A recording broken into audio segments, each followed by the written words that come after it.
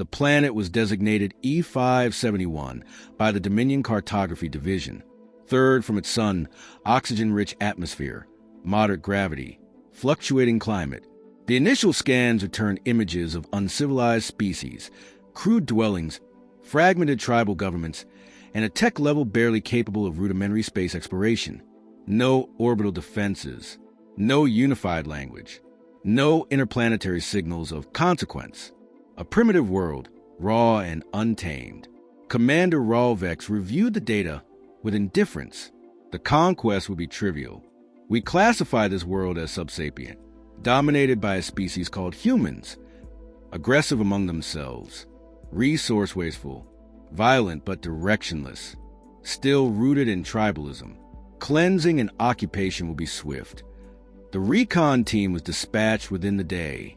12 soldiers, full exo-armor, stealth systems engaged, inserted into a dense forested region of the southern landmass. Their mission: survey, collect live specimens, and establish a forward outpost. Standard procedure. 5 minutes after boots touched soil, all telemetry ceased. No audio, no visuals, not even a distress pulse. Static.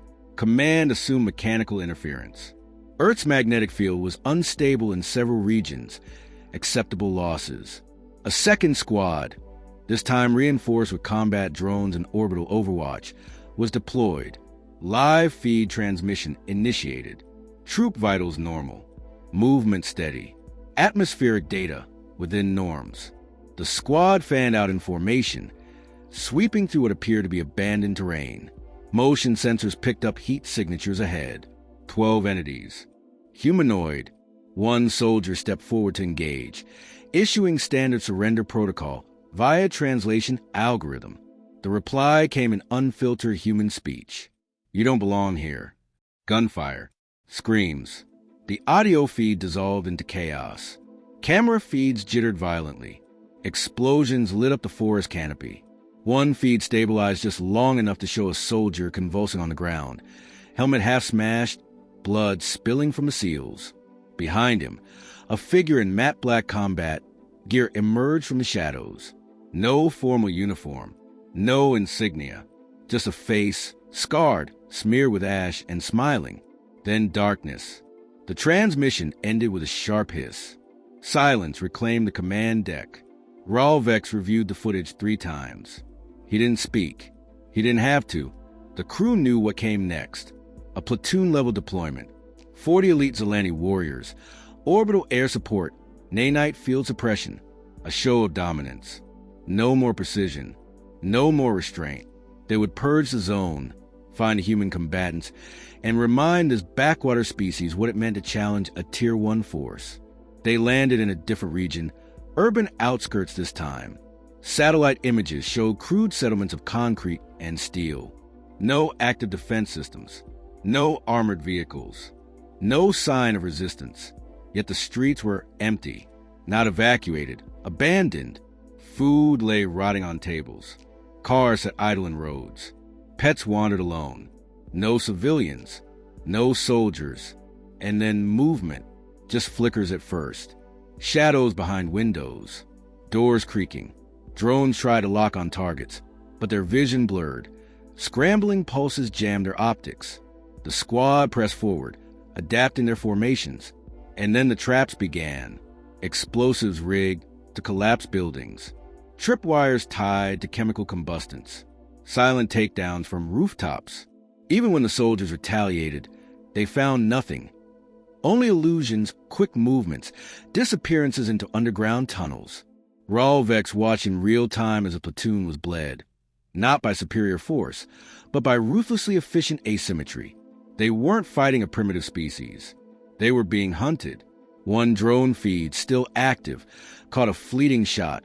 A human, wrapped in urban camo, crouched beside a body, taking Zelani's gear, not to use it but to study it. He examined the weapon systems with interest, disassembled the armor in seconds, documented every detail. He wasn't scavenging. He was learning. The image cut out a moment later. In the command chamber, one of the analysts broke the silence. "We underestimated them. They don't behave like prey. They don't retreat. They anticipate, ambush, adapt. Another added hesitantly, there is no centralized military, no planetary defense force, just civilians. And yet we are losing. Ralvex finally spoke. Then they are not civilians. They are predators without uniforms. A message came through, the first recovered from a captured human device. It wasn't encrypted.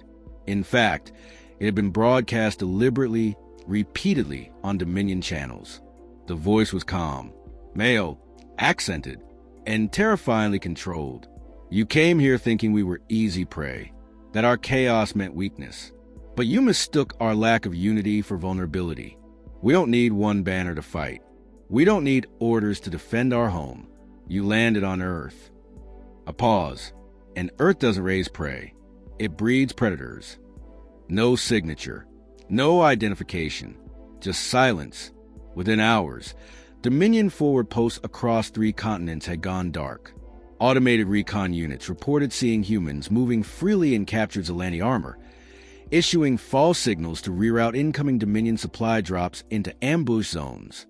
No central command, no coordination, and yet every action had the mark of calculation. A new image filtered in. A soldier, human, standing atop the hull of a destroyed Dominion walker. He held no flag, just a flare burning crimson against the night. His face turned upward toward the orbital camera. He smiled, then raised a fist. The flare went out, and so did the feed. Ralvex sat motionless. The council would demand answers.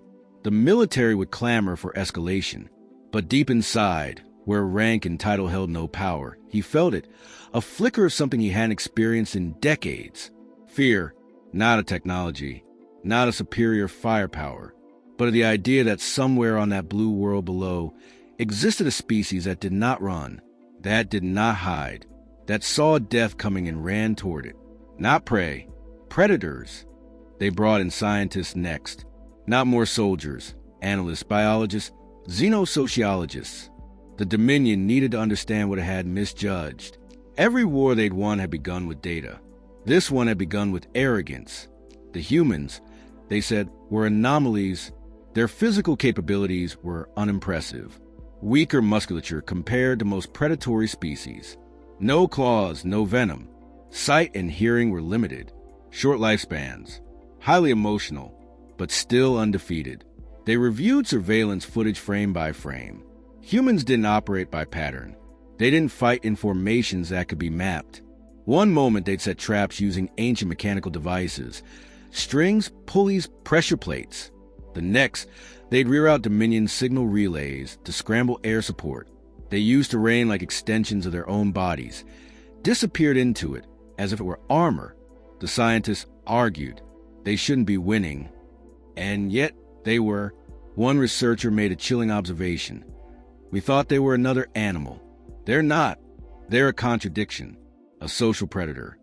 Most predators avoid each other outside, mating or feeding. Humans form tribes. Tribes form nations. Nations built empires. They built religions, philosophies, art. They loved and nurtured. But underneath it all, something primal remained, a feral undercurrent. They mourned the dead, but they also celebrated their capacity to inflict death. One Dominion official asked, how can such a species function? How can they simultaneously value empathy and kill without hesitation? No answer. On Earth, the conflict escalated. Dominion squads deployed to a jungle region known as the Amazon, thick, wet, teeming with life forms. Their mission was a clean sweep: detect, engage, eliminate. They never even saw their enemy. The jungle swallowed them. Motion sensors failed. Communication feeds stuttered. Armor degraded rapidly in the moisture. One by one, soldiers vanished. The last unit transmitted a low-resolution feed. Rain pattered on the lens. The squad was moving fast, erratic, panicked. Branches snapped around them. Shadows moved in impossible silence. Then a scream. Not Zelani. Human. One of the soldiers turned. A blur emerged from the foliage. Primitive blade. No energy field. Just sharpened steel and speed. The feed ended with gurgling static. Only one fragment survived, recorded through a backup recorder from a drone falling from the sky. A voice whispered, amused, "They hunt in packs, like wolves, only smarter." In response, the Dominion ordered orbital bombardment of the region. Civilian casualties were irrelevant. The jungle burned. Forests collapsed under plasma fire. But when troops returned to collect remains, they found no bodies, human or Zilani, just carved messages in trees, burned into rock, scrawled in ash. You fear the dark because you think something's there. You're right. Another read, keep burning forests. We'll bury you in the ashes.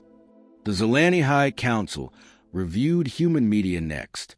They assumed it would be filled with pacifism, fear, or superstition. Instead, they found stories glorifying resistance. Films where ragged underdogs outwitted advanced invaders. Music filled with rage, pride, and unity and defiance. Even humor. One clip played on loop in a Dominion intelligence lab. A human soldier, surrounded, outgunned, injured. He looked into a helmet cam and grinned. "Y'all brought guns. We brought grudges." Then he pulled a pin, detonated himself and 3 Dominion officers. This wasn't madness. It was culture, a weaponized mindset.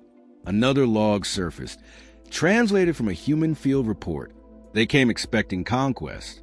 Instead, they found the one thing more dangerous than a cornered beast, a united human. The Dominion had faced hostile worlds before. War beasts, plasma storms, acid-blooded reptiles with hive minds. But none had turned their own weaknesses into tactical advantages. None had refused to follow predictable logic. None had studied their enemies as obsessively as these Terrans now studied them. Dominion attempts to classify humans failed. No single entry could define them. Terms like semi-rational apex species and pack-hunting omnivore with neurochemical instability were too limited. They weren't just killers. They were something worse. They chose to be. One Dominion general, reviewing a casualty report, said bitterly, "They don't even want our territory. They're not fighting for conquest. They're fighting because we landed." That was the core miscalculation. Earth wasn't fragmented because of weakness. It was dangerous because of chaos. No centralized rule meant no predictable strategy, no peace treaties, no diplomatic channels to exploit. Just 8 billion apex predators, each one capable of independent thought, rage, and retaliation. And they learned fast. Zilani pulse rifles were reverse-engineered within weeks. Armor weaknesses mapped and exploited. Entire bases lost power after human hackers breached Dominion firewalls using code written with repurposed civilian technology. By the time command protocols were updated, the humans had moved on to attacking orbital relays. Captured data logs included battlefield audio from a human squad ambush. Go for the joints. They bleed there. Aim high, their optics sit low. If you get caught, take 3 of them with you. These weren't trained soldiers. These were farmers, teachers, engineers, all acting with the precision of a seasoned strike team. And when Zilani captured one alive and interrogated him, expecting fear, they were met with quiet laughter. "You think we're the worst this planet has? We haven't even called the mad ones yet." Later that week, Zilani forward posts were attacked by what reports described as non-state combatants. No markings, no IDs. They used fire as cover, lured Zilani into tunnels, flooded chambers, triggered landslides. Not one returned alive. They left a single comm unit behind, broadcasting a repeating message in human English. "You mistake our kindness for weakness. You mistake our chaos for disorganization. You mistake our world for yours. You think we need orders to fight, but we only need a reason." That reason had already been given. And now, across the stars, Dominion species began whispering the new name for Earth among themselves: the world of wolves. By the time Dominion Command authorized total planetary subjugation, they had already lost operational control over half the surface. They hadn't expected attrition. They expected compliance. What they faced instead was defiance, so absolute, it made strategy meaningless. Human resistance didn't break. It evolved. And now, their retaliation had. The Dominion deployed Titans, biomechanical warforms 2 stories tall, layered in kinetic armor, each capable of leveling cities. Nothing humans had deployed could match them in size or power. They landed 3 across major continents as a show of force. No warning, no mercy. Their first act was to obliterate the city of Lagos. 12 million lives extinguished in seconds. A message was sent immediately after: surrender or be erased. The response came not from a government, not from a global authority, but from a single hijacked Dominion relay, rerouted through 5 captured orbitals. It was a video. A man, face half burned, dust covering his uniform. He stood in the ruins, breathing heavily, fire reflecting off shattered glass behind him. "You've made a mistake." He held up a small object, half of a child's toy, melted at the edges. "You thought this would break us. All you did was give us a reason to stop holding back." He looked straight into the camera, voice steady. "You killed 12 million? We don't negotiate. We erase you." The feed ended. Hours later, all 3 Titans lost comms simultaneously. Recon drones sent to investigate found wreckage, not battle damaged. Gutted. Internal systems ripped apart with surgical precision. Neural cores removed. Every weakness exploited. It was as if humans had spent weeks studying their structure. But that was impossible. They destroyed the Titans in under 4 hours. One drone found a message carved into the plating of the last warform: "Now you bleed." Across Dominion sectors, fear took hold, not among civilians, among officers, among the elite, the warriors, the planners. This wasn't a war of attrition. It was personal. Supply lines were cut, not through force, but manipulation. Dominion logistics relied on automated routing codes. Humans cracked the language, reassigned coordinates. Supply ships arrived at false locations, only to be ambushed. Entire fleets stranded in dead space. Human ships, cobbled together from scrap, outdated designs, stolen tech, were suddenly appearing in orbit, not sleek, not beautiful, but lethal, packed with kinetic payloads, laced with AI repurposed from civilian satellites. They moved unpredictably, not in fleets, but in swarms. Dominion tried to respond with calculated formation tactics. The humans didn't fight formations. They fought like lightning. Every ship a threat. Every impact coordinated not through central command, but through millions of micro-decisions by self-taught captains. One Dominion admiral said it plainly during a private comm, the high command: "They do not fear death. We do." Back on Earth, the fighting changed again. Dominion forces dug in, fortified urban centers, used orbital scans to predict attacks. The attacks never came where expected. Instead, humans targeted morale. They hijacked entertainment feeds, inserted messages into Dominion training modules, spliced fear into simulation protocols. Recruits began having breakdowns. Field officers reported hallucinations, phantom footsteps, whispers in human languages, seeing human faces in the dark where none should be. Psych warfare. There were no elite units on Earth anymore. Every human had become one. An intercepted Dominion message, broadcast during a panic retreat, read: "They don't sleep. They don't stop. They're not following orders.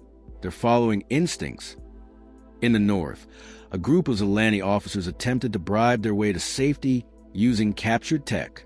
They were tracked, not by satellites, by humans on foot, over 50 kilometers of forest. No drones, no signals, tracked by scent, movement, pressure on soil. Predators. They didn't kill the officers. They delivered them back to Dominion lines, alive, but maimed. One officer was missing both arms, his message carved into his own chest with a human combat knife: "We're not done." And in space, the unthinkable happened. The humans seized an orbital command station. It wasn't possible. The station sat above geosynchronous orbit, guarded by 3 Dominion destroyers, fully automated with failsafes. But the destroyers were disabled. Not destroyed. Disabled. their cores fried with targeted bursts of magnetic interference. The humans never boarded them. They bypassed them entirely. When the Dominion stormed the station to retake it, they found it abandoned. No bodies, no signs of human presence, except one, a human flag, burned, torn, still standing, stuck in the console of the main command terminal. Inside the system logs, a new set of Dominion fleet coordinates that routed their reinforcements into a solar flare zone. Entire reserve fleets wiped out in transit. Earth hadn't just become a battlefield. It had become a black hole for Dominion resources. Every step forward cost blood. Every decision turned into a trap. Every victory hid a larger ambush. And the humans weren't just winning anymore. They were enjoying it. In one intercepted transmission, a human commander laughed as he read off the next strike plan. It wasn't rage. It wasn't hatred. It was something colder. Satisfaction. He said, "Let's see what they do when we start hunting them." The Dominion had sent the first strike. Now humanity had answered, and they weren't sending messages anymore. They were sending warnings. The Dominion High Council met in silence. Over half a cycle had passed since the first Earth incursion. A war that was meant to last days had consumed fleets, scorched prestige, and shattered the illusion of superiority they had projected for generations. Thousands of worlds watched in real time as their empire, once feared and unchallenged, was outmaneuvered by a species that hadn't even left their system properly. They debated retaliation. But what could they threaten a species that laughed in the face of extinction? They debated diplomacy. But how do you negotiate with a people who reject surrender as a concept? They debated withdrawal. That too was suicide. To retreat now would be to admit to the galaxy that the apex empire of the known stars had been defeated by the very thing they mocked. Humans. But denial could no longer mask the losses.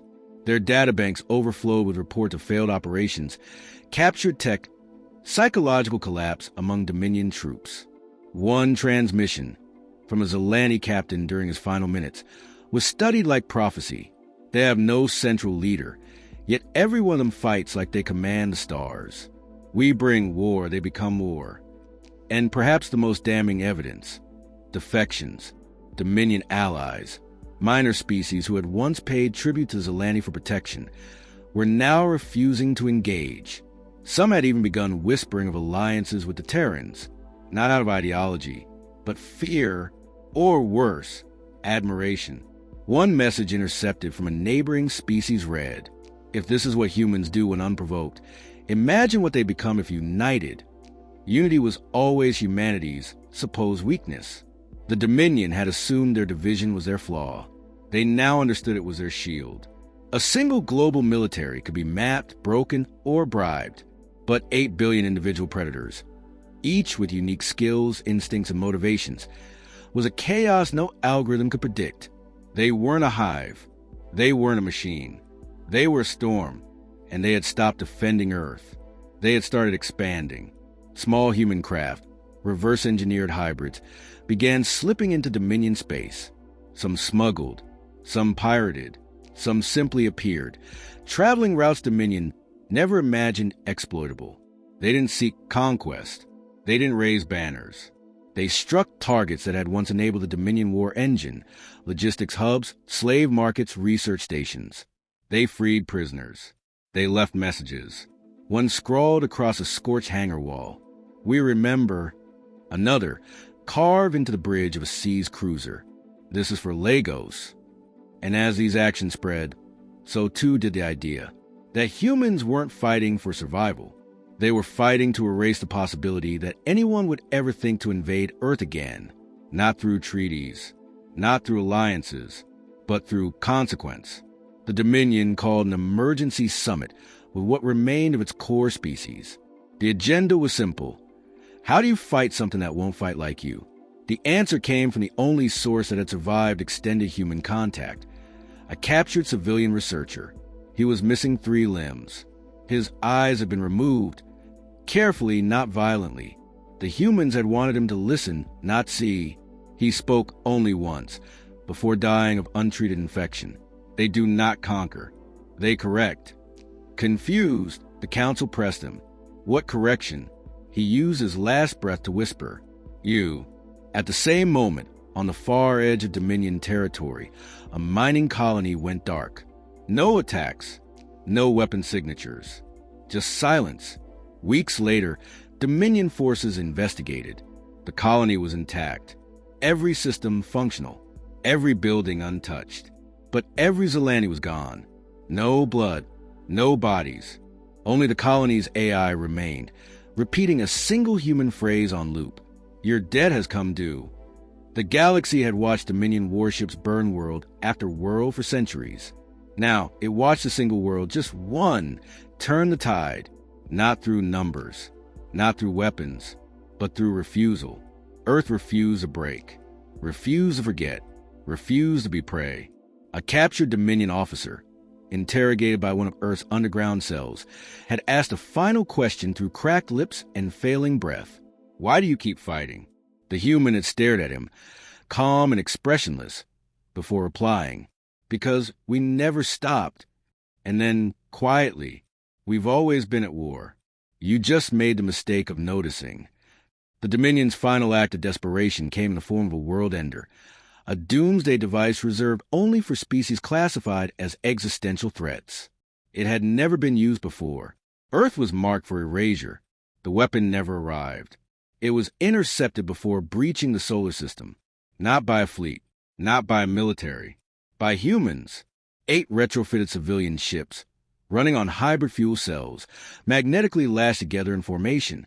They rammed the carrier head-on. No survivors, no final transmissions, just debris, floating at the edge of Sol, and a beacon, simple, plain, a message in 1,000 languages. "This is your only warning. Come again, and there won't be anything left of you to remember." No signatures, no demands, just a finality. The Dominion called off the campaign the next day, and across the stars, the name of Earth became myth. Not a cradle of civilization, not a battlefield, but a lesson, a world that did not raise prey, a world that bred predators.